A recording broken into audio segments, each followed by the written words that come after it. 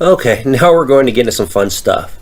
The law of comparative advantage, specialization, and exchange. Now, let's say you and your significant other are both independent contributors and have tight schedules, and each of you can only spare an hour a week to do tasks like, let's say, iron shirts and create content.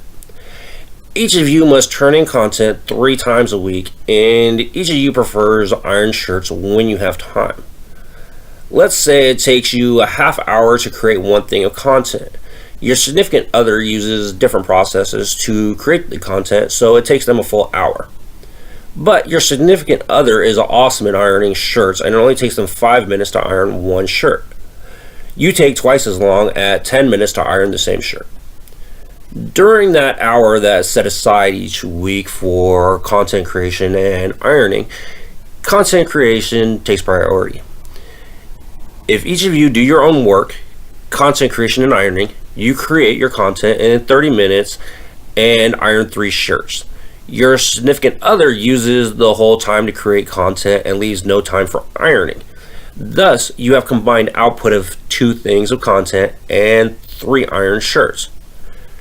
Before long, you realize that total output would increase if you did all the content creation and they did all the ironing. In the hour available for these tasks, you create 2 things of content and your significant other irons 12 shirts. As a result of specialization, total output increases by 9 shirts. So you strike a deal with your significant other that you'll do the content creation for both of you and they'll do the ironing, so you both end up with content output you need to produce and you both end up with 6 iron shirts. Thus, as you can tell, each of you is better off as a result of specialization and exchange. By specializing in the tasks that you each do better, you are using the law of comparative advantage, which states that the individual with a lower opportunity cost of producing a particular output should specialize in producing that output.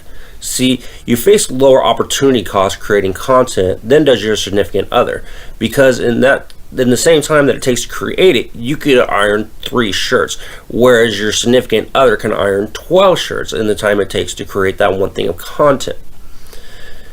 Now, the next video we will show the difference between comparative advantage and absolute advantage, and so we'll be moving on to that here in a little bit.